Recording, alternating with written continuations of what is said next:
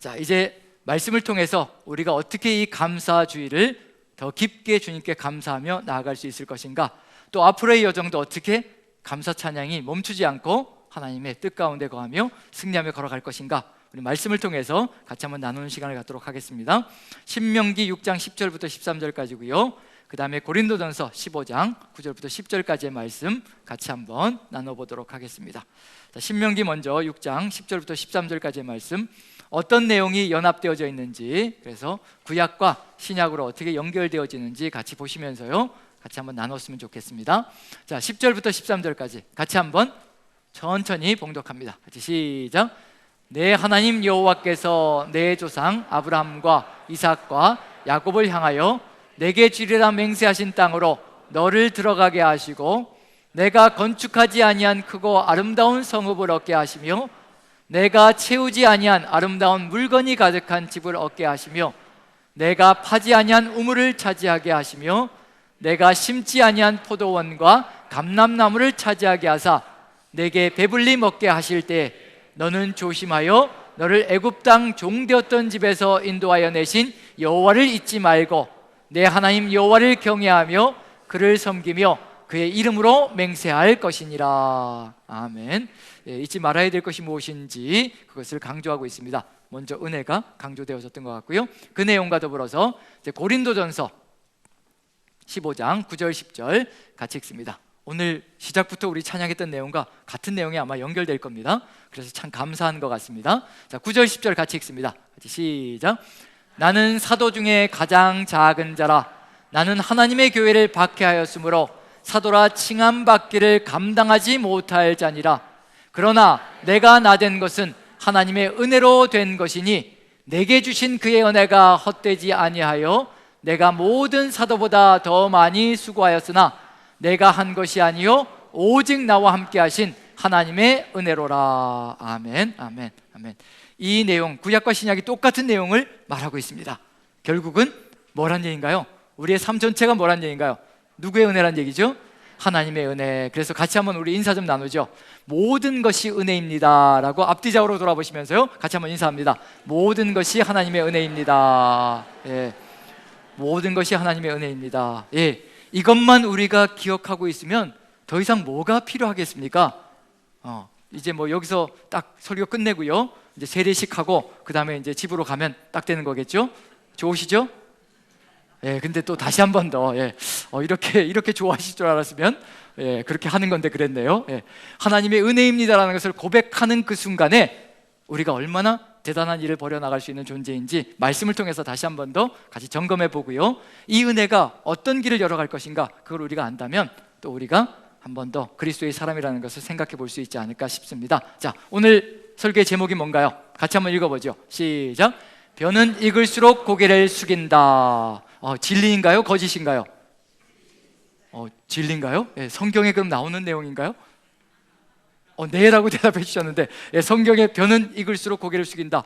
그럼 우리 조상들의 지혜가 이미 성경 속에 들어가 있다는 그런 의미가 되는 것일 수도 있겠죠. 자, 이게 성경 속에 들어가 있는 내용은 아니지만 우리 조상들이 삶을 수세기 동안 정말 수천 년 동안 살아오면서 깨달은 바가 이 속에 들어가 있다는 것이 들어가 있어서 아마 조상들의 지혜가 아닌가. 그런데 이것을 통해서 또 우리가 하나님의 말씀도 한 번 더 깊이 있게 좀 다져볼 수 있지 않을까 하는 생각에서 같이 말씀을 나눠보려고 합니다.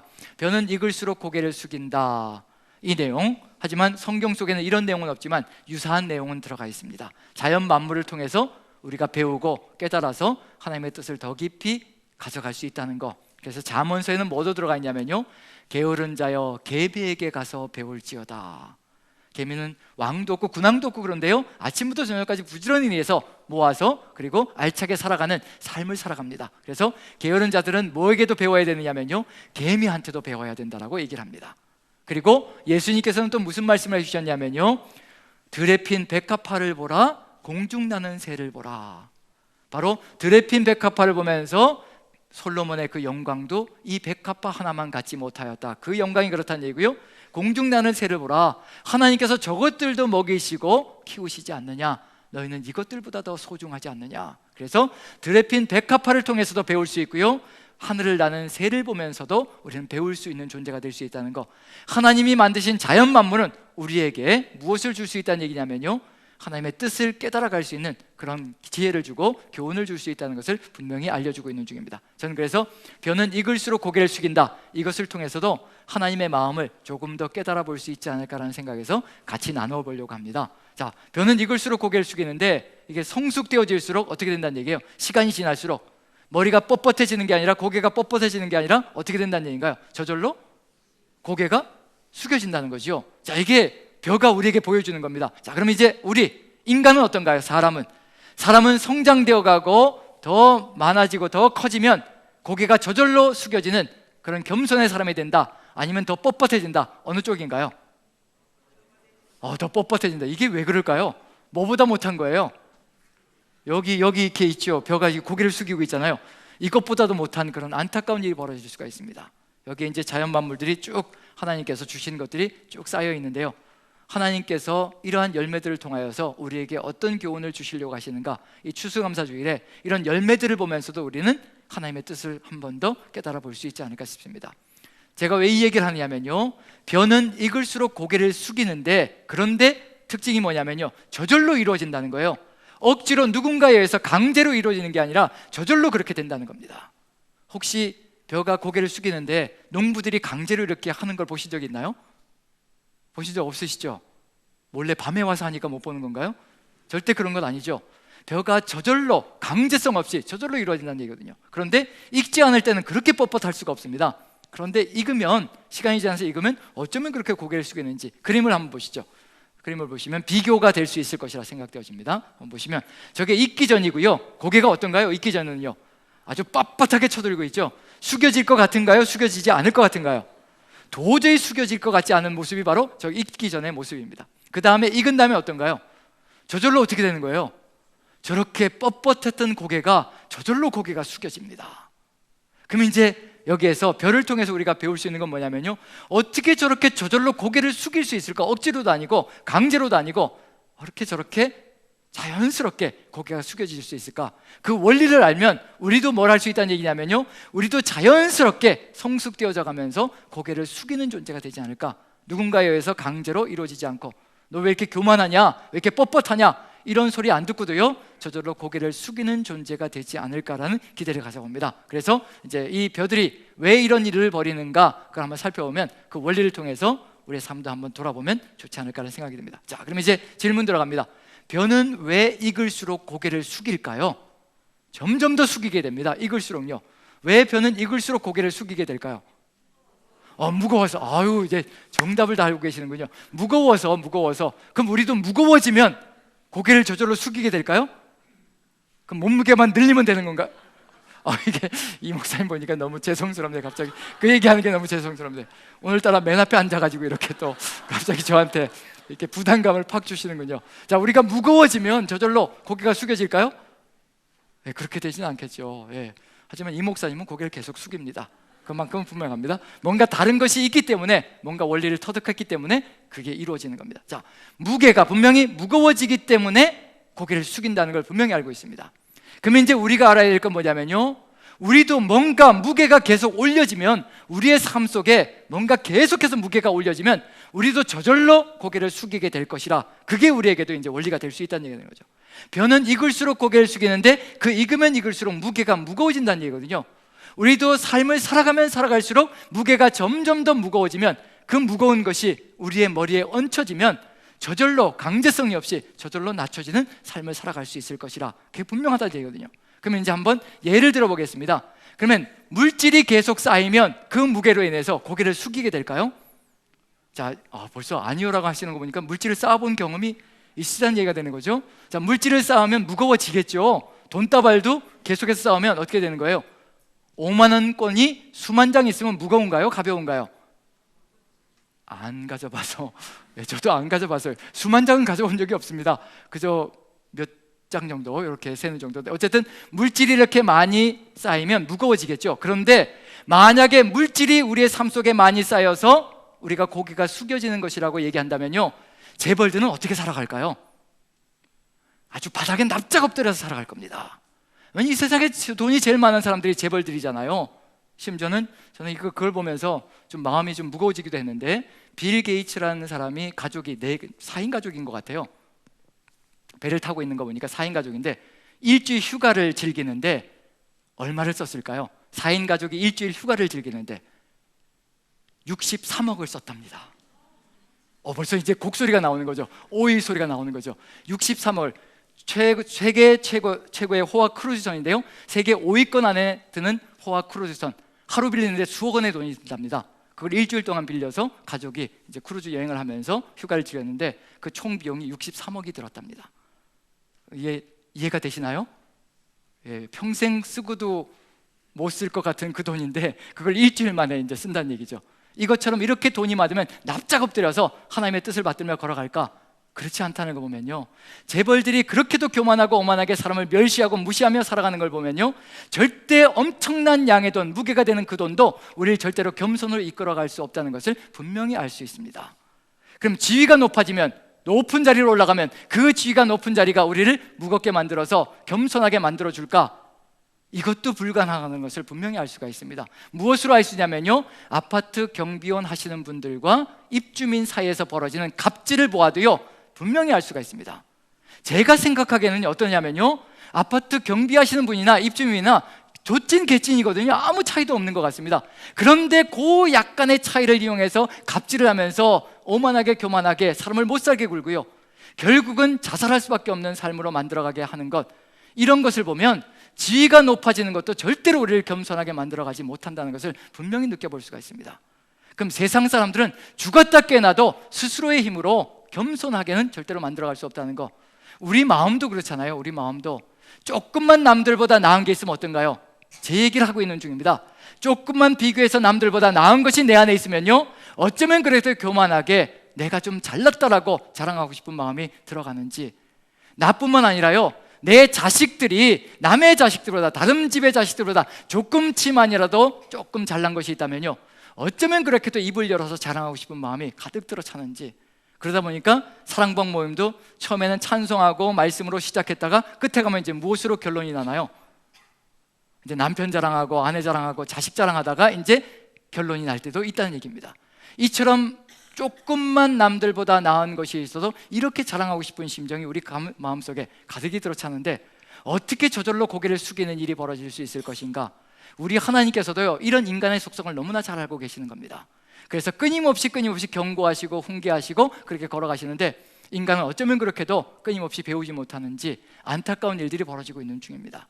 신명기를 보면요, 신명기는 어떤 내용이냐면요, 하나님께서 이스라엘 민족이 가나안 땅에 들어가기 전에 가나안 땅에 들어가서 잘못될까 봐, 정말 그 애지중지 키워놓고 세워놓은 하나님의 백성이 잘못 살아갈까 봐 너무나 걱정이 되셔서 말씀으로 세워놓으시고 이 말씀대로 살아라라고 주시는 그 말씀이 바로 신명기의 말씀입니다. 이대로만 살면 세상 속에 들어가서도 결코 타협하지 않고 하나님의 뜻을 이루며 걸어갈 수 있을 것이라. 왜냐하면, 왜 말씀을 계속해서 주시느냐면요, 수많은 사람들을 봐오셨기 때문에 계속해서 교훈하시고 훈계하시고 단도리를 하시는 겁니다. 자, 신명기 10장을 보시면요, 돈이 많다고 지위가 높다고 안 된다는 걸 우리 하나님도 이미 아시고 계시다는 겁니다. 자, 신명기 8장 12절 13절 한번 같이 읽어봅니다. 같이 읽습니다. 시작.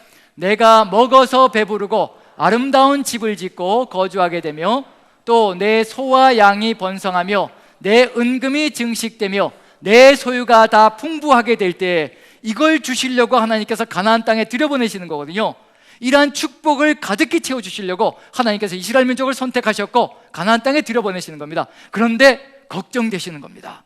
왜 걱정되시냐면요, 이스라엘 민족이 탄생되기 전까지 살아왔던 수많은 사람들, 정말 수도 셀 수 없이 많은 사람들, 아담부터 시작해가지고 수많은 그 사람들 다 축복을 채워줘 봤더니 그 다음에는 뭘 하냐면요, 그 축복이 자기 힘으로 되어진 줄 알고 무너져 내려서 오만방자하게 교만하게 하나님을 다 잃어버리고 살아가는 그런 안타까운 일들이 벌어지는 것을 수없이도 많이 봐오셨기 때문에 제발 너희들만큼은 그렇게 되지 말라고 하나님께서 신신당부하시는 겁니다. 인간의 속성이 그렇다는 것을 아시고 계시다는 얘기가 되는 거죠. 죄성이라는 얘기입니다. 자, 그래서 14절 보시면요, 이게 걱정인 겁니다. 축복해 주시고 싶으신데 이게 걱정인 거죠. 14절 같이 읽습니다. 시작. 내 마음이 교만하여 내 하나님 여호와를 잊어버릴까 염려하노라. 여호와는 너를 애굽 땅 종되었던 집에서 이끌어내시고, 어떤 마음이 될까 염려하시느냐면요, 풍성해지고 물질이 많아지고 지위가 높아지면요 겸손하게 낮아지는 것이 아니라 어쩌면 그렇게도 교만하게 오만하게 큰 소리치면서 갑질해대면서 살아가는지, 그걸 긴 세월 동안 보신 겁니다. 그렇기 때문에 이렇게 말씀해 주시는 겁니다. 자, 그러면서 여기에 해결점도 집어넣어 주신다는 것이 우리에게는 축복의 길이 된다는 걸 알려주고 계시는 중입니다. 뭐냐면 교만하게 되는 이유가 뭔지를 분명히 알려주시기 때문입니다. 왜 교만하게 되는가? 왜 자꾸 갑질하게 되고 왜 자꾸 머리가 고개가 뻣뻣하게 서게 되는가? 이것 때문에 그렇다는 겁니다. 14절 같이 한번 다시 읽으면서요 답을 한번 찾아보죠. 같이 읽습니다. 시작. 내 마음이 교만하여 내 하나님 여호와를 잊어버릴까 염려하노라. 여호와는 너를 애굽 땅 종되었던 집에서 이끌어내시고. 누구를 잊어버리게 되면 이런 일이 벌어진다라고 얘기하시나요? 여호와가 누구이신지 잊어버리는 그 순간에 모든 것이 다 무너지는 겁니다. 여호와께서는 너를 애굽 땅 종되었던 집에서 이끌어내신 분이라는 겁니다. 애굽 땅 종되었던 때를 기억해 보십시오. 애굽 땅 종되었던 때, 종에게는요 아무것도 자기의 것이 없습니다. 시간도 자기의 것이 아니고요, 몸도 자기의 것이 아닙니다. 모든 것이 다 주인의 것입니다. 주인의 명령에 의해서 살았고, 주인이 명령하면 죽는 신용까지도 해야 되는 것이 바로 종의 삶이었습니다. 노예의 삶이었습니다. 그런 가운데에서 하나님께서 구원해 주셔서 애굽 땅 종되었던 집에서 구원해 주셔서 가나안 땅에 집어넣어 주시고요, 그 가나안 땅에서 젖과 꿀이라는 땅의 그 놀라운 축복을 누리게 만들어 주시는 겁니다. 아무것도 없던 삶에서 많은 것을 누리는 삶이 이루어졌다는 얘기거든요. 누가 다 이것을 이루어 준 것인가? 누가 해주신 것인가요? 하나님께서 해주신 거라는 겁니다. 그 하나님을 잃어버리는 그 순간에, 하나님의 그 은혜를 잃어버리는 그 순간에요, 어쩌면 그렇게도 인간은 교만하게 오만하게 고개를 빳빳이 쳐들고요, 내가 했다라고 큰 소리치며 살아가는 존재가 될 수 있다는 것을 분명히 보여주고 있는 중입니다. 지금까지 살아온 모든 여정을 한번 기억해 보십시오. 누가 이루어 주신 것인가? 만약에 우리의 삶 속에서요 지금까지 살아온 모든 삶의 여정이 하나님의 은혜였다라고 100% 하나님의 은혜였다라고 고백한다면요, 제가 이렇게 열변을 토할 필요도 없습니다. 이미 하나님의 은혜를 기억하고 있으니 무엇만 얘기하면 되느냐면요, 이제 이렇게 살아가십시다. 이제 이렇게 하나님의 놀라운 은혜를 누렸으니 이제 이러한 삶을 통해서 하나님께 영광을 돌리는 삶을 살아가십시다. 이렇게 얘기하면 끝나는 겁니다. 그런데 어쩌면 그렇게도 인간은, 우리 사람은요 어쩌면 그렇게도 많은 것을 잃어버리기 쉬운지, 그래서 신명기서를 읽다 보면요 어떤 단어들이 많이 나오느냐면요, 잊지 마라, 기억하라, 이 단어가 끊임없이 나옵니다. 하나님께서 행해 주신 것을 절대 잊지 마라, 그리고 반드시 기억해야 한다. 그래야 그 땅에서 하나님의 복락을 누리며 평생의 삶을 이루어갈 것이고 자손들까지도 축복의 길 가운데 살아가는 삶이 될 것이라. 왜 이렇게 잊지 말라, 기억하라, 하나님의 은혜를 기억하라고 얘기해 주시냐면요, 하나님의 은혜를 기억해야 우리가 사람답게 살아갈 수 있다는 것을 너무나 잘 아시는 겁니다. 우리는 서로 낮추어야 서로 위하며 살아갈 수 있는 존재들이거든요. 절대로 고개를 빳빳이 쳐들면요 함께 살아갈 수도 없는 존재들입니다. 지금 여기서 누군가가 고개를 빳빳이 쳐들고 내가 제일 잘났다라고 하는 그 순간에 어떤 일이 벌어질까요? 그 사람과의 사귐이 일어날까요? 아니면 배척하는 일이 벌어질까요? 사귐은 절대 일어날 수가 없습니다. 우리가 겸손히 하나님께서 하셨습니다라고 겸손히 낮출 때, 우리 모두는 서로 죄인이었습니다라고 고백하며 나아갈 때 다 도끼인 객기인이거든요. 다 죄인이었고 아무것도 없었고 종이었고 노예였고 아무것도 없던 존재였다는 거. 지금 누리고 있는 모든 것들이 다 하나님의 은혜라는 걸 고백하기 시작하면요, 잘난 것도 못난 것도 없습니다. 다 똑같습니다. 오히려 더 많은 것을 누리고 있고 더 높은 지위로 올라간 사람들은 무엇을 기억해야 될 필요가 있느냐면요, 하나님께서 이렇게 더 놀랍게 채워주셨다라는 그런 기억을 한다면요 더 낮출 수 있는 길로 걸어갈 수 있다는 겁니다. 그런데 인간은 어떤 길로 가느냐면요, 교만해서 끝나는 것이 아니라 이와 같이 큰 소리 친다는 겁니다. 자, 신명기 8장의 후반부를 봅니다. 같이 한번 보죠. 17절 같이 읽습니다. 여기로 넘어가는 겁니다. 자, 같이 읽습니다. 시작. 그러나 내가 마음에 이르기를 내 능력과 내 손의 힘으로 내가 이 재물을 얻었다 말할 것이라. 우리의 삶 속에서 흔히 등장하는 내용들입니다. 내 힘과 내 능력과 내 손의 힘으로 이 모든 것을, 이 재물을 얻었다. 하나님을 잊는 그 순간에요, 이제 누가 했다라고 큰 소리 치냐면요, 내가 했다는 겁니다. 내가 건강하게, 그리고 내가 또 내 능력을 가지고 남들보다 잠잘 것 줄여가면서, 그리고 놀 것 다 줄여가면서, 가족들과 휴가 가야 되는 그 모든 시간들도 다 희생해가면서, 그리고 심지어는 하나님을 예배해야 될 주일까지도 내가 다 희생해서 내가 직장생활하면서 이렇게 높이까지 올라왔고, 그리고 이 많은 것들을 모았다라고 큰 소리치기 시작하는 거죠. 그래서 무슨 일이 벌어지기 시작하냐면요, 이제 자랑거리가 생기기 시작합니다. 너는 나만큼 하지 않았느냐? 나만큼 해본 적 있냐? 네가 내가 했던 것만큼 해본 적 있냐? 사람을 무시하기 시작하는 거죠. 다 모두 다 게으름뱅이로 만들어가기 시작하는 겁니다. 이런 일들이 벌어지는 거죠. 그런데 하나님께서 분명하게 말씀해 주십니다. 18절 같이 읽어보죠. 시작. 내 하나님 여호와를 기억하라. 그가 내게 재물 얻을 능력을 주셨습니다. 이같이 하시면 내 조상들에게 맹세하신 언약을 오늘과 같이 이루려 하심이니라. 누구를 기억하라고요? 내 하나님 여호와를 기억하라는 겁니다. 잊어버렸기 때문에 이와 같은 짓이 벌어지고 있다는 얘기거든요. 기억하지 못하기 때문에 이와 같은 길로 가고 있다는 겁니다. 하나님이 어떤 분이신가만 기억하고 잊지 않는다면요, 우린 정말 다른 세상을 만들어갈 수가 있습니다. 우리 입술에서 감사가 넘쳐나기 시작할 것이고요, 진정한 감사, 여기에 이렇게 곡식들과 열매들을 쌓아놓는 감사가 아니라 우리의 삶으로 드려지는 감사의 예배가 이루어지기 시작할 겁니다. 지금 이 열매들은 정말 진정하게 하나님을 향하여 감사하고 있는지 모르겠지만, 우리가 그 하나님의 은혜를 기억하지 못한다면요, 우린 이 열매들보다도 못한 삶을 살아갈 수가 있을 겁니다. 우리 하나님께서 우리에게 베풀어 주신 그 은혜가 무엇인지 여기서 보시면 기억하라는 겁니다. 재물 얻을 능력을 주셨다는 겁니다.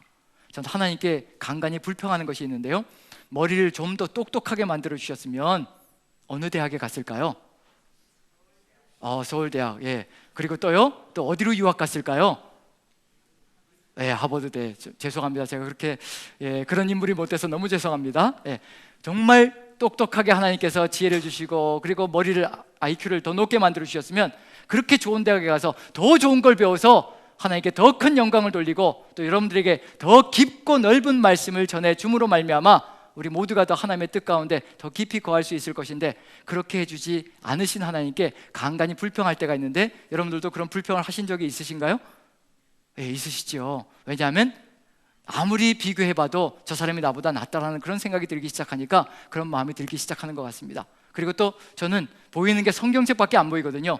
어찌하면 하나님의 말씀인 성경을 더 잘 이해할 수 있을까? 그것만 머릿속에 가득 들어차 있는데, 어떤 사람들은 뭐가 보인다고 하느냐면요, 돈이 가는 길이 보인다고 합니다. 이 물건을 저기다만, 이 창원에 있는 이 물건을 저기 서울에다만 갖다 놔도 뭐가 될 것이라고 생각하느냐면 돈이 될 것 같은데? 저는 그게 돈이 될 것 같지 않고요, 힘만 들 것 같거든요. 근데 그 사람들은 돈이 될 것 같다고 얘기합니다. 이게 뭐냐면 각 사람에게 재능을 주신 바가 다르다는 얘기입니다. 어떤 분에게는 더 좋은 머리를 주셨고, 어떤 분에게는 더 좋은 물질을 버는 재능을 주셨다는 얘기죠. 능력을 주셨다는 겁니다. 모두가 다 다르다는 겁니다. 이 다름 속에서 무엇을 기억할 때 이 다름에도 불구하고 우리가 한마음 되어서 주님의 뜻을 이루며 살아갈 수 있을 것인가? 이 모든 것이 다 누구에게 왔다는 건가요? 누구에게서? 재물 얻을 능력도 하나님께서 주셨다는 겁니다. 그렇게 보이는 것도, 또 그렇게 살아갈 수 있는 힘을 주신 것도, 남들보다 더 나은 건강을 주신 것도 다 하나님의 은혜라는 겁니다. 그러면 더 나은 것을 가지고 있으면 어떻게 된다는 얘기예요? 누구에게 더 감사해야 된다는 얘기인가요? 하나님께 더 감사할 것밖에 없다는 얘기입니다. 그렇기 때문에 더 뭐가 낮아진다는 얘기냐면요, 더 머리가 숙여지고 더 낮아지는 삶으로 갈 수 있다는 얘기가 되는 거죠.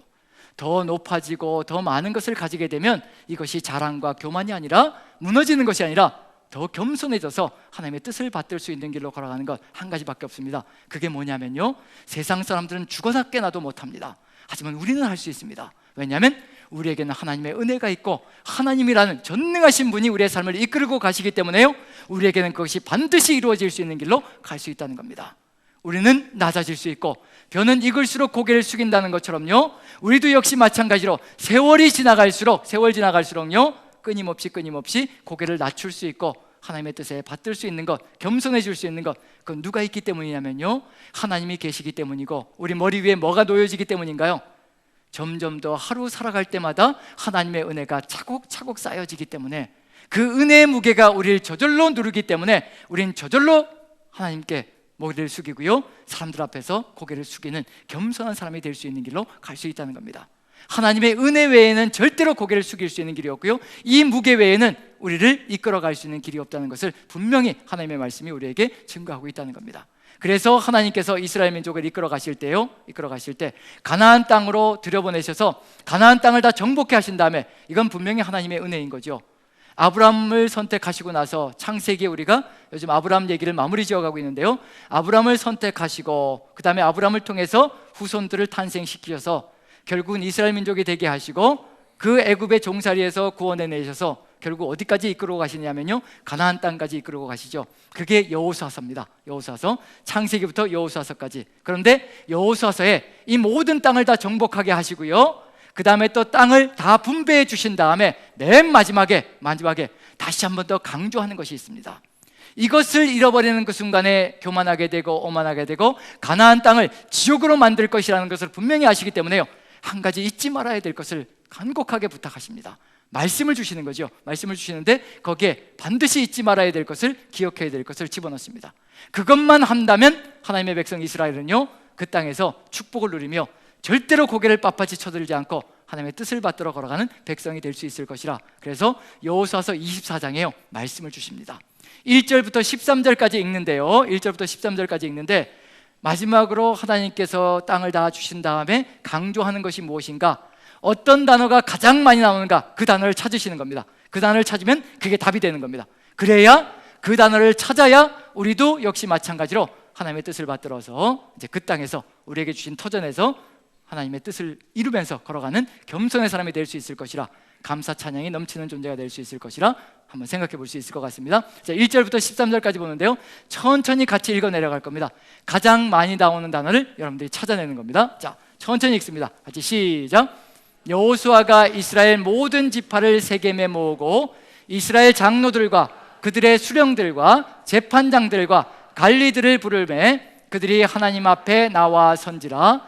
여호수아가 모든 백성에게 이르되 이스라엘의 하나님 여호와께서 이같이 말씀하시기를 옛적에 너희의 조상들 곧 아브라함의 아버지 나홀의 아버지 데라가 강 저쪽에 거주하여 다른 신들을 섬겼으나 내가 너희의 조상 아브라함을 강 저쪽에서 이끌어내어 가나안 온 땅에 두루 행하게 하고 그의 씨를 번성하게 하려고 그에게 이삭을 주었으며 이삭에게는 야곱과 에서를 주었고 에서에게는 세일산을 소유로 주었으나 야곱과 그의 자손들은 애굽으로 내려갔으므로 내가 모세와 아론을 보내었고 또 애굽에 재앙을 내렸나니 곧 내가 그들 가운데 행한 것과 같고 그 후에 너희를 인도하여 내었노라.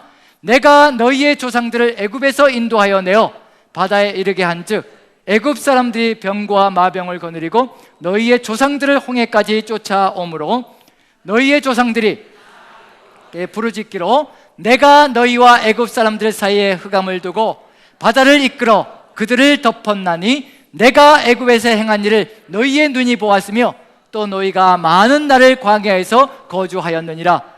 내가 또 너희를 인도하여 요단 저쪽에 거주하는 아모리 족속의 땅으로 들어가게 하며 그들이 너희와 싸우기로 내가 그들을 너희 손에 넘겨주매 너희가 그 땅을 점령하였고 나는 그들을 너희 앞에서 멸절시켰으며 또한 모압 왕 십볼의 아들 발락이 일어나 이스라엘과 싸우더니 사람을 보내어 볼의 아들 발람을 불러다가 너희를 저주하게 하려 하였으나 내가 발람을 위해 듣기를 원하지 아니하였으므로 그가 오히려 너희를 축복하였고 나는 너희를 그의 손에서 건져내었으며 너희가 요단을 건너 여리고에 이른즉 여리고 주민들 곧 아모리 족속과 브리스 족속과 가나안 족속과 헷 족속과 기르가스 족속과 히위 족속과 여부스 족속이 너희와 싸우기로 내가 그들을 너희 손에 넘겨주었으며 내가 왕벌을 너희 앞에 보내어 그 아모리 족속의 두 왕을 너희 앞에서 쫓아내게 하였나니 너희의 칼이나 너희의 활로서 이같이 한 것이 아니며. 그 다음에 13절 내가 또 너희가 수고하지 아니한 땅과 너희가 건설하지 아니한 성읍들을 너희에게 주었더니 너희가 그 가운데 거주하며 너희는 또 너희가 심지 아니한 포도원과 감람원의 열매를 먹는다 하셨느니라. 아멘. 아멘. 다 같이 읽었습니다. 자, 어떤 단어가 가장 많이 등장하나요? 내가 누가 하셨다는 거예요? 하나님께서 하셨다는 겁니다. 내가 이 모든 것을 하였다는 겁니다. 언제적부터 언제까지냐면요, 이스라엘 민족이 탄생하는 아브라함부터 시작해가지고 믿음의 조상 아브라함부터 시작해서요, 지금 가나안 땅에 들어와서 그 땅을 정복하고 그 땅을 분배해서 차지하고 있는 이 순간 현재까지 500여 년의 시간 동안 이스라엘 민족이 한 것은 아무것도 없고요, 모두가 다 하나님께서 내가 하셨다라고 강조하고 있는 중입니다. 만약에 이 삶 속에서 500년의 삶 속에서요 하나님의 내가라는 단어가 빠져나온다면요 이스라엘 민족은 아무것도 남는 것이 없습니다. 아브라함은 그대로 갈대아 우르에서 우상 숭배하는 삶을 살아가다가 결국 죽음으로 갔을 거고요, 이스라엘 민족은 애굽 땅에서 종살이 하다가 결국은 신음소리 내다가 모두가 멸족하고 많은 길로 걸어가고 말았을 것입니다. 가나안 땅에 설사 우여곡절 끝에 들어왔다 하더라도 가나안의 장대한 성들과 그 거인족들에 의해서 철저하게 진멸되는 길로 가고 만 것이 바로 이스라엘 민족의 삶이었을 겁니다. 하나님의 내가가 없다면요 아무것도 이루어질 것이 없습니다.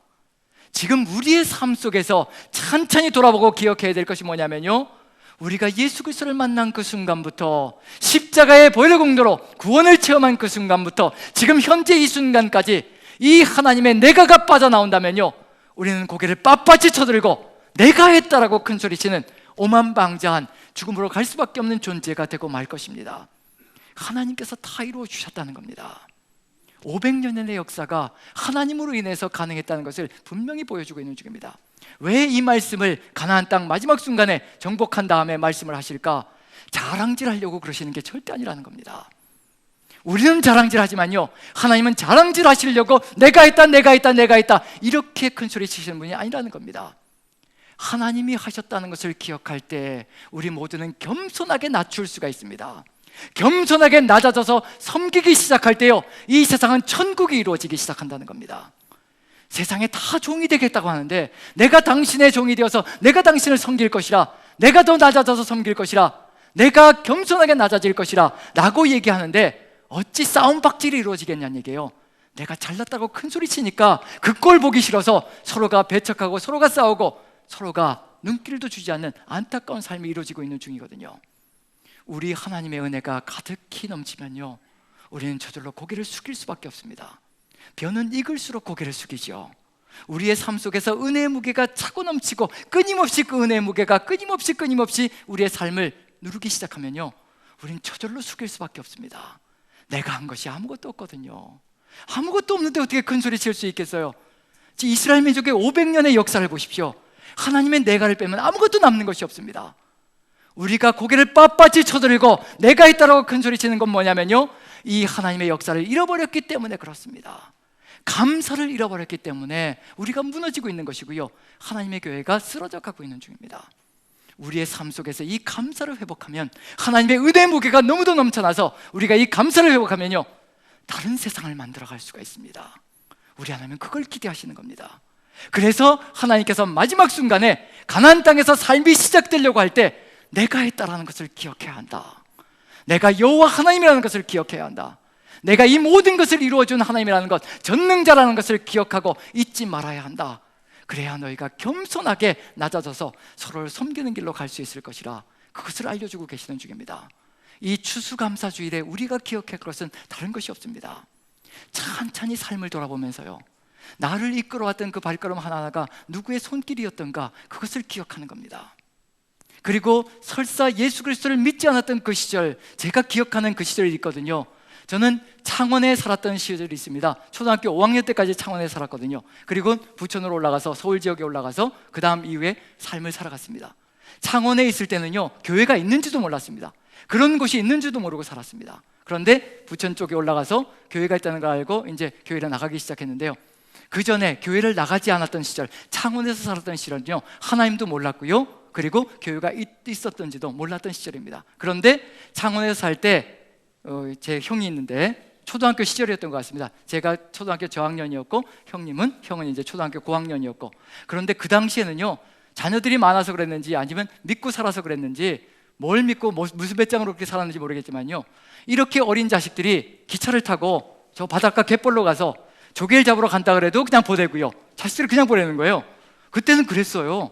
뭐 어디 나가서 뭘 하다 하루 종일 놀다 들어와도 걱정도 안 하고 있던 시절입니다. 그저 저녁 때 되어서 이름 한번 부르면 밥 먹으러 하면 이제 다 쫓아 들어가는 거죠.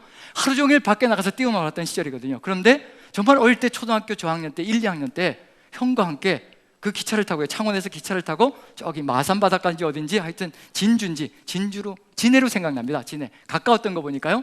그래서 진해로 나가서 그 갯벌에서 조개를 잡았던 시절이 있거든요. 그런데 조개를 잡으면서 이제 친구들하고 형하고 멀리 떨어져서 이렇게 조개를 잡고 있는데 갑자기 깊은 데로 들어갔던 것 같아요.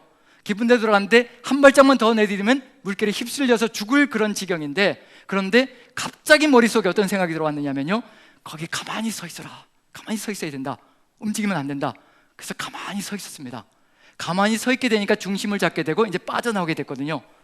그래서 이것이 무슨 이유인가라고 곰곰이 생각하면서 살아가다가 결국 언제 깨달았냐면요, 구원의 체험을 하고 난 다음에 깨달았습니다. 하나님께서 그때도 인도해 주셨구나. 여기까지 오게 하시려고 나를 하나님도 몰랐던 시절, 고백도 하지 않았던 그 시절에 하나님께서 그때도 지키고 계셨구나. 여기까지 오게 하시려고 그러셨구나. 과거의 모든 이야기들이요 다시 해석이 되기 시작하는 겁니다. 은혜가 아니었으면요 전 벌써 죽은 사람이었습니다. 그런 고비들을 몇 번을 넘겼는지 모릅니다. 그런데 지나고 나서 하나님을 만나고 나니까 모든 것이 다 깨끗하게 깔끔하게 하나님의 은혜였다는 것으로 다 정리가 되더라고요. 우리의 삶 속도 역시 마찬가지일 겁니다. 하나님을 믿지 않았던 시절이 있는데도 불구하고 그 시절에도 하나님께서는 우리를 이끌어 오셨고요, 은혜로 살려주셨고 여기까지 오게 하시려고 우리의 삶을 인도해 오셨다는 걸 우리가 하나님만 기억하면 모든 것이 다 정리가 되고 새롭게 각색이 되어서 우리의 이야기가 되기 시작할 겁니다.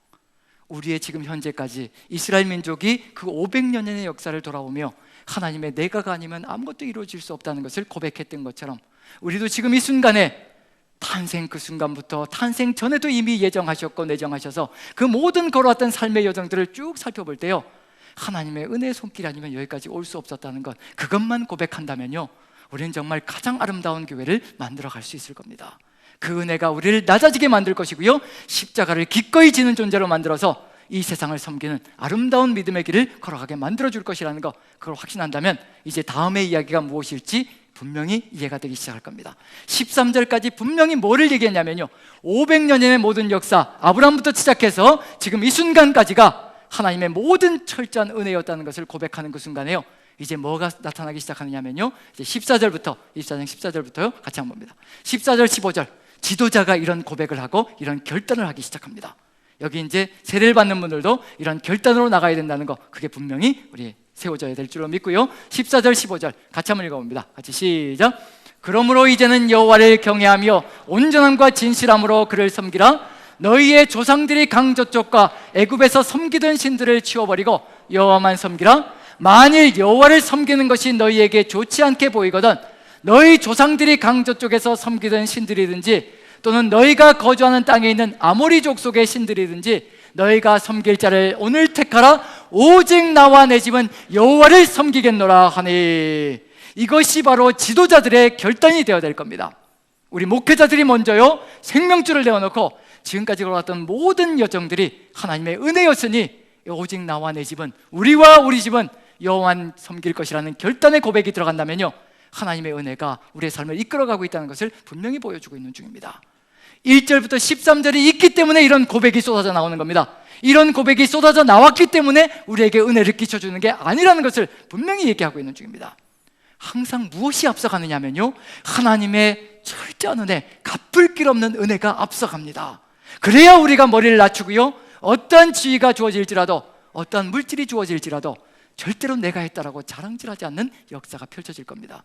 지금 여호수아가 먼저 나와 내 집은 오직 여호와만 섬기겠노라, 너희들도 택하라라고 결단합니다. 이런 여호와라면 내가 평생을 여호와만 섬기겠노라 결단하는 그런 삶이 벌어집니다. 여기에 대해서 백성들이 함께 응답을 합니다. 16절부터 한번 보죠. 16절부터 18절까지 같이 읽습니다. 시작. 백성이 대답하여 이르되 우리가 결단코 여호와를 버리고 다른 신들을 섬기기를 하지 아니하오리니 이는 우리 하나님 여호와께서 친히 우리와 우리 조상들을 인도하여 애굽 땅 종되었던 집에서 올라오게 하시고 우리 목전에서 이 큰 이적들을 행하시고 우리가 행한 모든 길과 우리가 지나온 모든 백성들 중에서 우리를 보호하셨음이며 여호와께서 또 모든 백성들과 이 땅에 거주하던 아모리 족속을 우리 앞에서 쫓아내셨습니다. 그러므로 우리도 여호와를 섬기리니 그는 우리 하나님이시니다 하니라. 그러므로 우리도 이제 하나님만 섬길 것입니다 라고 결단하는 역사가 펼쳐지는 겁니다. 누가 하나님을 섬길 수 있는 존재가 될 것인가? 모든 것이 하나님의 은혜임을 고백하는 사람들이 하나님을 철저하게 신뢰하며 섬기는 그런 길을 걸어갈 겁니다. 이것이 바로 아브라함의 후손들이 걸어가야 될 길이고요 믿음의 후손들이 걸어가야 될 삶의 길이라는 겁니다. 지금 우리의 삶도 역시 마찬가지입니다. 하나님의 은혜를 기억할 때 우리도 여호와만 섬길 것이라 고백이 쏟아져 나오는 존재가 될 것이라는 얘기거든요. 섬긴다는 것은 예배한다는 의미가 들어가 있는 거고요, 예배자가 된다는 것을 의미하는 겁니다. 예배자가 된다는 것은 뭐냐면요, 하나님께서 하신 말씀대로, 하나님께서 우리에게 주신 말씀대로 그대로 우리가 살아갈 것입니다 라고 고백하고 결단하는 삶이 이루어지는 것입니다. 오늘 세례받는 사람들만 그런 삶으로 결단하고 고백하는 것이 아니라요, 우리 모두가 한마음 되어서 이제 하나님께서 우리에게 주신 그 말씀대로만 살아갈 것입니다. 그런 예배하는 삶, 섬기는 삶이 이루어진다면요, 우리는 정말 능력의 교회를 만들어가며 축복의 교회를 만들어가는 놀라운 역사가 있을 것입니다. 그리고 또 누구를 믿게 될 것이냐면요, 은혜의 무게가 깊어질수록, 그리고 무게가 커질수록 우리는 하나님을 믿는 믿음이 더욱더 커질 겁니다. 하나님을 믿는 믿음이 커지게 되면요, 무엇을 믿게 되기 시작하냐면요, 어떠한 말씀이든지 우리를 해코지 하기 위해서 주신 말씀이 아니라 우리를 더욱더 행복하게 만들어 가시려고 이 말씀을 주셨다는 것을 우리는 믿게 됩니다. 그래서 더욱더 말씀에 충성하는 신실한 존재가 될 수 있을 것이라는 것, 그게 바로 이스라엘 민족에게 주신 말씀 속에 분명하게 들어가 있습니다. 신명기 10장을 보시면요, 한번 결론을 내려봅니다. 같이 읽습니다. 시작. 이스라엘아, 내 하나님 여호와께서 내게 요구하시는 것이 무엇이냐? 곧 내 하나님 여호와를 경외하여 그의 모든 도를 행하고 그를 사랑하며 마음을 다하고 뜻을 다하여 내 하나님 여호와를 섬기고 내가 오늘 내 행복을 위하여 내게 명하는 여호와의 명령과 규례를 지킬 것이 아니냐. 아멘. 하나님께서 우리에게 주신 명령과 규례는요, 우리를 올가매고 힘겹고 버겁게 만들기 위해서 주신 것이 아니라 이 말씀대로만 살아봐라, 네 삶이 가장 행복하고 복된 삶이 될 것이고 내 주변이 축복이 가득 찬 삶으로 열려져 갈 것이라, 이 말씀대로만 살아보라는 겁니다. 그것이 바로 하나님의 말씀의 위력이고 하나님의 말씀의 목적이라는 겁니다. 이렇게 순종하는 삶을 통해서 우리가 그 길을 걸어나갈 때 하나님의 아름다운 역사, 천국이 이루어지는 놀라운 길이 열려질 수 있다는 것을 우리가 분명히 새긴다면요, 하나님께서 우리의 고개를 숙이게 만드시는 것, 겸손해야 된다라고 말씀하시는 것, 그리고 그 겸손이 우리가 억지로 이루어갈 수 없는, 자발적으로 이루어갈 수 없다는 것을 분명히 기억하시고 무엇을 끊임없이 우리의 삶 속에서 이루어 주실 것이냐면요, 은혜의 무게를 끊임없이 우리에게 만들어 주실 겁니다. 오늘도 은혜였고 내일도 은혜일 것이고요, 한 달 뒤도 은혜일 것입니다. 끊임없이 그 주님의 은혜만 우리가 기억한다면 그 은혜의 무게가 우리를 점점 더 겸손하게 낮아지게 만들어서 바닥에 납작 엎드리게 만드는 삶까지 이루어 주실 겁니다. 그 은혜의 무게로 인하여서 여러분들의 삶이 낮아지고, 낮아짐으로 말미암아 모두가 하나 되어져서 축복의 길 가운데 거하며 승리하시는 여러분들 되시기를 간절히 축원드립니다. 기도하겠습니다. 사랑의 하나님, 우리 하나님께서 함께 하시고 은혜로 인도하여 주시어서 주의 축복 가득하게 도와주시옵소서. 오직 우리 주님의 그 은혜를 기억할 수 있는 기억력을 허락하시고 절대로 잊지 않게 도와주시옵소서. 우리가 그 은혜를 잊는 그 순간에 우리의 자랑이 시작됩니다. 하나님, 자랑이 결코 나오지 않게 하시고 하나님의 은혜만을 고백하며 간증할 수 있는 그런 삶이 될 수 있게 주께서 함께 하시고 인도하여 주시옵소서. 보혜사 성령께서 함께 하시니 항상 우리 마음속에 우리 구주 예수 그리스도께서 일으켜 주신 그 놀라운 은혜를 기억하게 만들어 주시어 하나님의 뜻을 받들며 걸어가는 삶이 될 수 있도록 주께서 역사하시고 인도하여 주옵소서. 오늘 우리 모두를 축복하시고 특별히 세례받는 우리 세 분의 자매님들 주님께 결단하며 나아가려 합니다. 주께서 함께하여 주시어서 이 결단이, 이 생명 바치는 거룩한 고백이 하나님의 의대 안에서 평생을 가게 하여 주시고 자녀들까지도 그 고백으로 나아가며 온 가족이 하나 될 수 있게 축복의 축복을 더하여 주시옵소서. 감사드리며 예수님의 이름으로 기도합니다. 아멘.